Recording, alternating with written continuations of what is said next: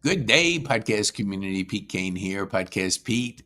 And we got a special guest on the show. We met the other day. Here's a person that takes action. He'll introduce himself in just a second, but I make offers occasionally when I see people that I think would be good guests. And it's amazing how many people don't take me up on it because either they don't afraid of what they're going to say or they forget about it. And Sam didn't forget about it. He texted me the next morning, and now we're on a podcast. So, Sam, appreciate your I'm going to say appreciate you following up. For sure. I mean, that's the Before I lifeblood of this start, industry. oh my gosh, let me tell you two quick stories, and we're going to get started. I have a person I called and told him I was going to spend money on this, this, and this. 3 days, I have not heard from him. I called another person. He gave me another name, and that person called back right away. If you call back and follow up, you get the business. If you don't, and I don't care if you're busy or you're not organized, when people are calling you, they're calling you for a reason. And so that's easy business. So Sam, tell us who you are, what you do, and who you serve. And then we'll get into our podcast. Sounds good. So my name is Samuel Kirby Harden. I'm the founder of Kirby Insurance, and we specialize in private health insurance for individuals, families, small businesses, and commercial employers. Our ideal referrals are self-employed individuals and families who don't qualify for ACA subsidies. They make too much money. So our goal is to help them save money and take advantage of tax savings. That is awesome. I'm a big proponent of calling professionals. I don't pretend to know all this stuff, but I like to know who my professionals are. So when you were like deciding what to do after KSU, what led you to doing what you're doing now? So honestly, I grew up in Canton, Georgia. So I went to Macedonia, then I went to Creekland and Creekview. My brothers went to Teasley and Cherokee. So I was just around everyone here so much. I was like, I need to get out and experience something. So I took a job in Nashville in a logistics position, and I was there less than 3 months. I was miserable, and I had joined a men's small support group. Kind of trying to just engage myself a little bit more instead of sitting in a cubicle and being like, oh my God, what am I doing? And my friend Nick was like, dude, I mean, I can hear how smart you are. How analytical. He's like, why are you working for someone else where you're going to take 20 years to climb a ladder and you're not going to feel fulfilled? He's like, why don't you come and check out what we're doing with health insurance and see if it would be a good fit for you? And I was like, well, I mean, I know life insurance agents. I know other people. I've just heard horrible things about working in the industry. And he was like, well, listen, give it a month. He was like, you're already unhappy. He's like, I will make sure that you make the same amount of money that you make at your current job. Come over here for a month. And it changed my life forever. Wow. I hear similar stories, and I'm amazed at there are people that want a paycheck every Friday, and that's fine if that's the case. When you're in your own business, it's up to you. There's no paycheck on Friday unless you produce value for your clients. So what would you say to our community out there? How do you try to communicate value through what you do? So with communicating value, I mean, the first thing is obviously listening. We've got to hear what their situation is, where they are with coverage, what they're looking for. Is there some sort of pre-existing condition that needs to be covered? Are we making too much money for a subsidy and the Obamacare plans are too expensive? Once we figure out what the problem is, then we kind of guide them down different avenues to a solution. And typically, it's usually a few different options that we'll go through before they say, okay, this sounds like the right fit. Unless we're dealing with a cold cut case of, I'm self-employed, I make X amount of dollars, I don't qualify for a subsidy. I'm immediately going to start kind of gearing them towards a plan that's going to be tax deductible for them, and they can write off their monthly premiums. So they're not only getting quality coverage, but they're also getting rewarded on the back end for having health insurance and being self-employed. That's awesome. You mentioned listening. I'm a fan of active listening, and I think Actually, Mr. Wonderful does some great content out there, and he was talking about that very thing. And here's what he was sharing. He heard through his mentors and stuff that always listen and don't say anything when you go into a meeting. The person that talks the most is the one that you can learn from them.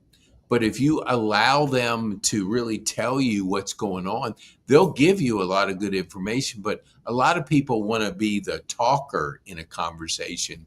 The talker never wins, the listener does. So, my question to you is like, during your journey, college, growing up, high school, grade school, what kind of click that you have that principle of listening? Did somebody pour into you? Did you read it? Did you listen to it? I'm gonna say I didn't get that one till my mid or later 20s. I grew up in a very disciplined household. My dad was an Army Ranger, so obviously, we, rules are rules, and but for me, it was I had to kind of figure that one out on my own personally. I feel like uh, because when you're in your journey at the beginning, you're always just being told what you're supposed to be doing, and then at a certain point, you realize this is what successful people are doing. This is where I need to, step up my level in a sense, as opposed to, staying in with the masses and just doing what everyone else is doing. That is awesome. You mentioned Army Rangers, and I'm a big supporter. I've actually had the persons in charge of Special Forces Transition Foundation, and they help Army Rangers and people at that level transition into the private sector. So I've been to two of their fundraisers. I've talked to numerous Army Rangers. Totally impressed with them. What did you learn growing up from your dad that you're applying to what you're doing now? I think the biggest thing is accountability, especially with my job. This industry is a very, very tough industry to be in. It can be very soul sucking. The biggest thing for me is, when I make a promise to a client or I help a client get on a plan, I'm not just there to put them on a plan and then never answer the phone again. I'm there with you from start to finish at 2 a.m. When you're in an emergency room or not. And I think that is a lost value in this industry. And the one reason why a lot of our clients have stayed with us for years is the fact of we do answer the phone. We help with the small things. If there is an issue, we make sure it gets fixed. That's a great thing that he taught me, was accountability, but also just a respect for the rules. For one, again, this is a very complicated industry. There's a lot of things and moving pieces going on, and you run into a lot of scenarios where people are being misled.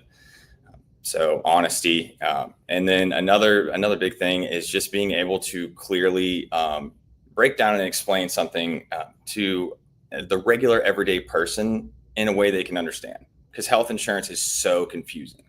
So being able to just clearly communicate and break something down and stopping and asking people questions along the way, like, do you understand what this means? Are you following along on the screen?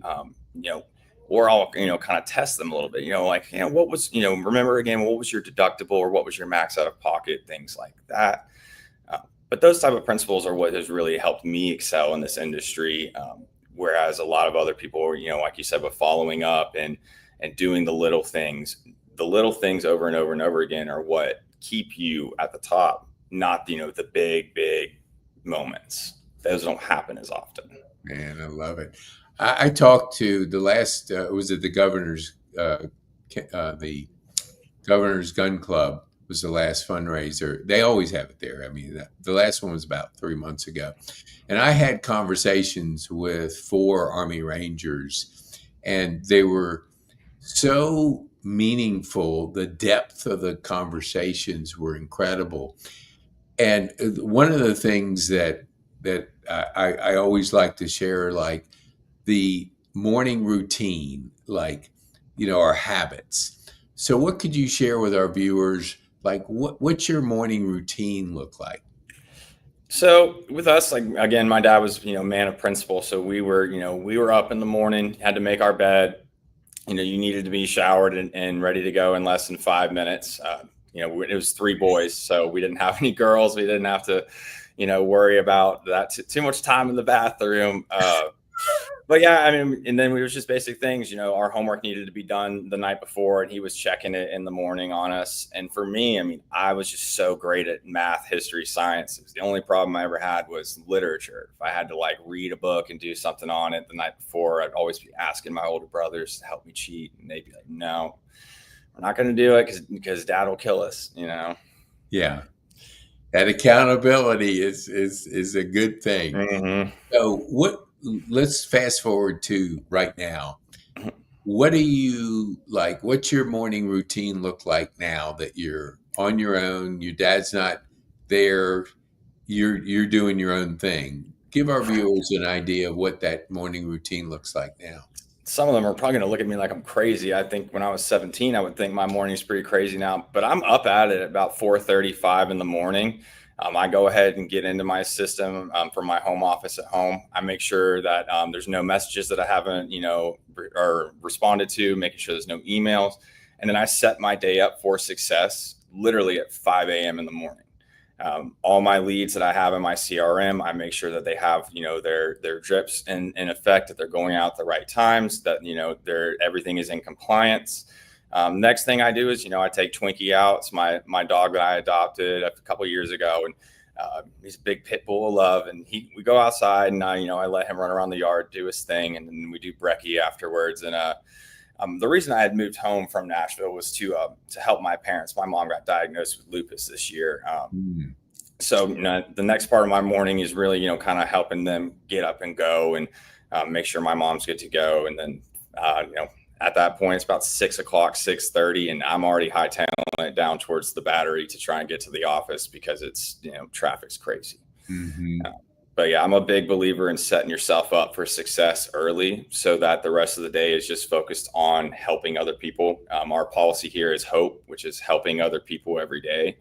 And I feel like we're not helping, truly helping people to the best of our ability when we're doing monotonous tasks that could be done, on our own before we get to work.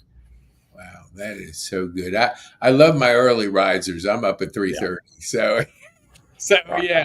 I mean, I go to bed at 8:30, but hey. Yeah, I go to bed early too. I mean, it's like 9:30. I'm cashed out. Yeah. So, there's a challenge that I see and a lot of people see with distractions. And social media, I started out years ago when social media was just starting up. I always loved marketing. And I found myself discovering an incredible world of online because I'm down here, my family's up in Virginia, up in Philly. So I was able to connect with my nieces and nephews and family members because down here there was a small family. So my question is, how do you manage social media, being young, being savvy, being technical? I'm not the greatest with it, to be honest. Really? Okay. So how I was do you discipline yourself. What's your thought? What can you share with our community about what you do and whether it's perfect or not? We're not perfect. So just share what yours looks like. So to be honest, there's no perfect social media. Anyone who tells you mine's perfect, that's their version of perfect. Mm-hmm.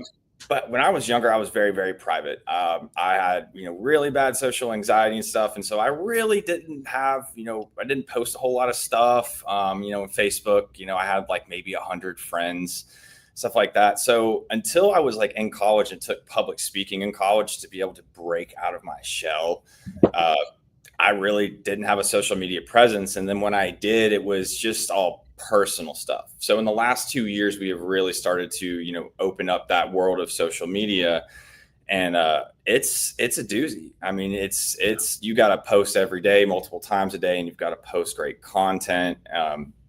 And there's different methods to the madness. What we're finding is just being consistent is what matters. And engaging my BNI as well through my group or through my social media is what I really, really try to do. I try to put more focus on the people in my group than more just on myself. to show like, hey, I'm a part of this community. I'm going to be here. I plan to help make this a better, better community to have people have better resources. So, I like to highlight, people in our group a lot of times on social media. And that's one thing we've been working on as well in our BNI is trying to like pick one person in our group once a week and, let's everyone, highlight what they do really great. Like for Kenny Lanier, our real estate agent, she's absolutely phenomenal when it comes to first-time home buyers and then people who are multiple home buyers in Cherokee County. She specializes in Cherokee County really well. It's easy for us to go on there, just, click share a couple times on her stuff. And then it all of a sudden gets her engagement up. And then she remembers me back, like, oh my gosh, someone's struggling with health insurance. I'm going to tell them they need to reach out to Sam, have him look over their policy and see if it's a good fit for them or not. So it's a back and forth game that you have to play. That's really good. Thanks for sharing that. Now, public speaking, the second biggest fear to dying is public speaking. All right. So you're shy growing up. You get into college. What was that like for the people that, because I ask people to speak at our live events and I love the answer. I love the gymnastics I go through, like, it's not my thing, or I can't, it's all kinds of stuff, but it's fear. So you're thrown into the fire, taking public speaking. So share with our viewers what that experience was, because nobody wakes up a great public speaker. It's a muscle, and it's overcoming fear. What was it like for you back in school when you were taking that course? So let's kind of like go back to my senior year at Creekview. Like we had to do what's known as our senior project. You had to give like an 8-minute presentation. And I got lucky and I had 2 out of my 3 teachers that we were presenting to for it were literally my JV and varsity baseball coaches. So they went a little bit easier on me. They're like, you had great stuff, but you literally were looking down at the ground the whole time. Like you were talking to the screen. So I think my biggest fear was just, acknowledging the people in the room and acknowledging that I might fail. And then when I was in public speaking, the first time that we had to speak, he literally threw it in our class. He's like, each of you are going to have 60 seconds. I'm going to give you a topic, give a speech about it. And it was the first one that he gave me. It was so awkward because it was like literally like 80% women in the room. And it was, you're out at a bar, you just met a woman, you have 60 seconds to kind of like introduce yourself and what what your aspirations are. And I looked at him and it's like, I have no idea. Like I literally just blumbered the whole thing, but it got everyone laughing so much that I was like, okay, maybe this isn't such a big deal when you do mess up. And then once I figured that out, it was like, when I mess up, I just got to get back on track. Just got to get back, on that straight line path of what I'm trying to talk about. Like even earlier when you were asking me about the principal thing, my mind was kind of going a little bit and I had to bring myself back. So that's the best thing that taught me, was being able to bring yourself back, when you're in a stressful situation or, maybe you don't have the answer, take a breath and then, let it out again. Don't just keep. I love that. There's an attorney. He's 4th generation. His first name's Jefferson. I don't remember his last name. And so he's on YouTube a lot and he talks about, being a defense, and let me see, prosecuting, I think, attorney. Yeah, prosecuting. No, defense. So what he was sharing was just what you said about breathing, is he can always tell when people get nervous because they talk real fast and they answer before they think about it. What he said to do is like, that's a good question, Sam. Are you saying that public speaking is scary? And then it's just repeating the thing and just through it, but doing it in a way that gives you time to think. Because when we get excited, we talk fast, we talk a lot, and we talk fast, and we don't think. And so I love that point. I love how you say it. That's what we do in our discovery calls as well. We literally I'm like, okay, so the issue is we're dealing with too high medical premiums. Okay.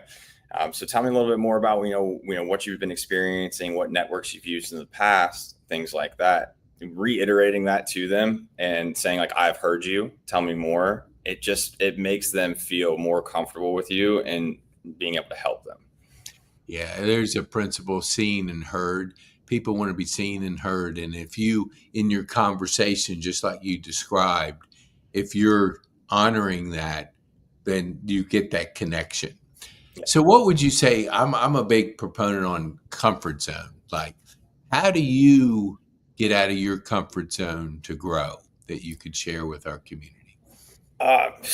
Still learning how to get comfortable getting out of my comfort zone. But I mean, the first thing that I was really doing that my satellite told me was, get involved in a BNI, get involved in networking and community, get vulnerable. You may not have the answers for everything for some of the people in your group, and we aren't the best fit for everyone out there for health insurance. There are some people that truly do need Obamacare or ACA, or there's some people who just aren't good fits for our products. But at least they're going to leave more educated, and we're going to point them in the direction to get what they need. Mm-hmm. So I think that's one great thing in networking, to get out of that shell, because you're going to run into people who, just like you and I had that conversation the other night, where it was just inspiring. I was just happy I had a conversation with you, and that's you can't get that just sitting at home and trying to be on YouTube and different things. Like, yeah, you can get inspired from YouTube and everything, but it's not like actually having that human interaction. Yes. I would say I would definitely say that another thing that helped getting you out of your shell is just kind of practicing in the shower and stuff like that. Like, I learned a lot of our product pitches from being in the shower. My ex thought I was nuts, but that was the best way for me to be able to remember all the different details of all these different plans and be able to not sound like a robot over the phone. So, I mean, it's just practice makes perfect. Yeah.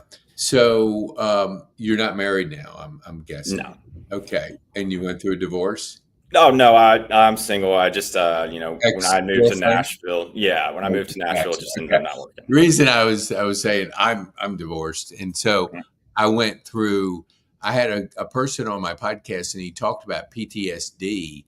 And then he said, there's a thing called PTSG. We grow through our trauma. We grow through, adversity. And so my question, like, when you hit a tough spot and it knocks you down, how are you able to rebound? Is there something you do that has helped you that you could share? And I think definitely communicating when you're down definitely helps. And that's one thing that I think I, myself included, we're not very good about in this society, is saying like, oh my God, like, I'm struggling with this and I need an outside perspective, or I need some help. We just tend to think we can do it all ourselves. But my dad is literally one of my best friends. If I ever need a second opinion, there's no other opinion I trust more than him. If I'm in a situation with a client or a potential client, and I need a second opinion on it, I'm going to ask him like, hey, do you think that this is what I should do? Because at the end of the day, like, I'm always going to revert back to, at the end, I care more about how he thinks about the decisions I make more than anyone else in this world. I don't ever want to let that man down. So it's a lot of times, being able to go back to your roots and really being able to hold tight to who makes you who, or who makes you you. For me, it's the 5 principles that my dad and his best friend, Ron Kirby, live by. And it's the reason why Kirby Insurance is named Kirby Insurance. It's honor, integrity, reputation, and courage. It's literally, I was only the 4 out of the 5, but the point being though is, living by principles has helped my life. When things are down, I revert back to the basics, and I revert back to what helped make me get over the humps in the past. And then how can I do it better this time? And then how can I do it in a way that I'm not going to fall back down from this same mistake again? It's okay to make mistakes. Life is full of them. It's important to learn from other people's mistakes, but it's also important to fail yourself, because if you're not failing, you are not succeeding. You're exactly right. So let's go back to your roots. 3 brothers. I mean, 2 brothers, but 3 boys. So where are you in the birth order, and how did competition with your brothers shape what you're doing? So I'm the youngest. We're all 5 years apart. Zach is, so I'm 30, Zach's 35, and then Josh turns 40 in August this month. Um, so, I think because Zach was more, very musical, but me and Josh, biggest age gap, but we had the most in common. I mean, we were running around lightsaber fighting and doing different things. But all three of us were very, very differently skilled. So we were never really competing with each other. More trying to kind of build each other up. My oldest brother Josh, is a very, very, very talented writer. I'm not. I'm great at math. So he was very instrumental in me finally understanding how to express myself and write a proper, an explanation, or paper, things like that. But we also were, again, built on that, we stand by each other when things were thick and tough, or if one of us got in trouble, we were all in trouble. So my dad never, never beat us, never did any of that. But, if we got in trouble, a pile of mulch was dumped on the driveway, or tools would be set up the next day to go fix something in the yard, or, we had to dig 20 holes to plant some Leland cypresses. I mean, it shaped the way that we worked together and thought about each other. And even to this day, I mean, the reason I came back is because Josh, my oldest brother, came back 15 years ago to take care of my mom in his 20s. So he's already sacrificed, and Zach lives in Minnesota now, and he's married. So it's my turn to get back. And again, my dad's like my best friend. So them staying with me now is kind of a blessing. I moved out at 17, and was very successful on my own because my dad had made me into that mindset to be successful. But yeah, I was like, I'm getting out of here. I want to live by my rules. And now it's just nice to have them around every day. So Yeah, that is so good. Now, you mentioned about writing, and I flunked English in high school. I'm dyslexic, but I did flunk it. And I couldn't write my way out of a paper bag, wet paper bag at that. But I've written a couple books, I have 20 journals beside me. I write every day, 2 and 3 times during the day. Do you do anything with journaling? Do you do anything with developing that writing that you could share with our community? it's something that I have very, very recently got into because I never liked writing. First off, my handwriting used to look like chicken scratch. Like if it wasn't a math formula and I was writing it, my teachers would be very upset with me. But yes, it is very good. Even just the simple things, writing down, what do you want to do this year? Because if you write it down and you've committed not only in your mind to remembering it, but you've committed to writing it down, it's not like putting it on your computer. Same way with like when we're on a discovery call, I tell everyone, I'm like, you need a pen and paper. You need to write this down while you're listening so it's cognitively there, and then you can repeat it back to them. When you write things down, you're more committed to it and committed to memory. And writing down what you want to achieve, maybe even if it's just this week or this year, it sets the tone of, okay, now what do I need to do to get there? Okay, I want to help 4 families this week. How am I going to do that? Well, that means that I need to, make sure I'm at BNI this week.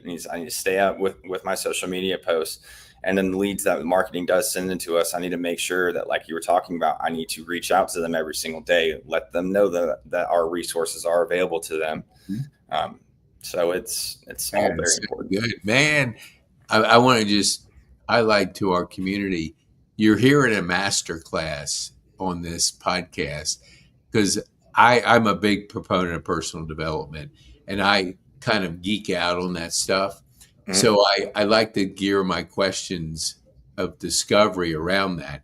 And I'll just say, quite frankly, one of the best I've had, and I'm going to guess, are you under 30 or are you 30? I just turned 30.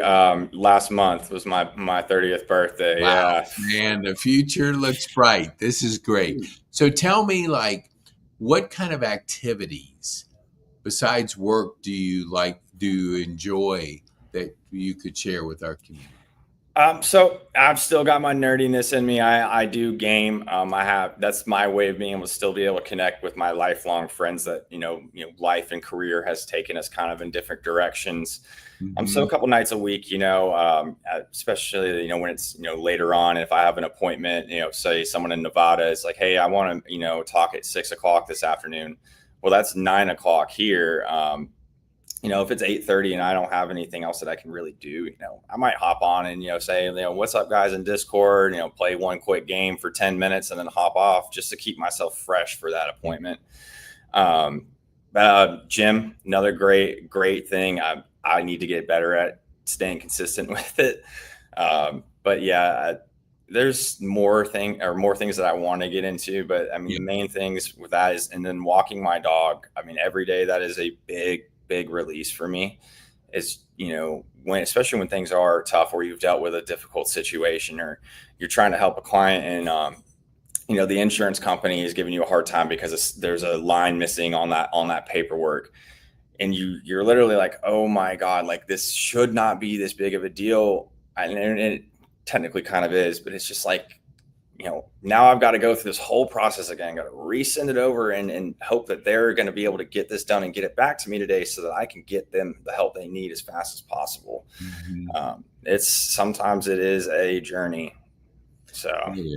Man, it's awesome. So I'm going to put your information up on the screen, but just for our audio listeners that aren't visual, tell how can people get a hold of you, Sam? they can reach us at kirbyadvisors.com. So Kirby spelled just like the character in the video game, KIRBY, advisors.com. And then my cell phone number is 470-222-9760. And then both ways are, and then you can reach me through email as well at sam@kirbyadvisors.com. Okay. But however you reach out to us, I mean, the main process for it is, discovery, finding out, who needs coverage. Is it just you? Is it your spouse and kids, etc.? What is your situation? What are you needing covered? And then we go from there. But it's all starts in the same point of discovery. It's how can I help you? And if I cannot help you, I'm going to point you in the right direction to a referral partner who can help you. That is awesome. That is awesome. So as we wind down, what would be the one thing that you would want our viewers to take home from this podcast today? For me, I think to take home from this is that no matter where you are in life, whether it's health, you're wanting to get health insurance or you're wanting to get life insurance or, you're just in a rut, always remember, there are resources out there. You just need to know where to look and, what to ask for and be honest about your situation. A lot of times it's really hard to help someone who doesn't truly want help. So I think that's just the biggest thing to take away from it. And then again, I'm so thankful for this conversation. I mean, it's just again another uplifting thing to remember why we're doing this in the midst of a bunch of chaos. Well, I've done well over 400. So I have a frame of reference doing that many. Yeah. You crushed it. This is just, I know your dad and mom would be proud of you because here's the cool thing. You only see yourself through your eyes. I always for the first 2 years I did these, I couldn't listen to myself because there's a thing called the third voice. And you sound different than you sound different than you are. And I couldn't handle the tone of the voice. So people would say, hey, did you listen to that? I said, no, because I can't listen to my voice. But so, when you get feedback coming from other people, it's because they see you differently than obviously you see yourself. So this has been a great podcast. I can do them all day long, but when you have a gem like this, it's really special. So thanks, Sam, for your time, and we appreciate you being a guest on the podcast. And thank you for having me on here. Here.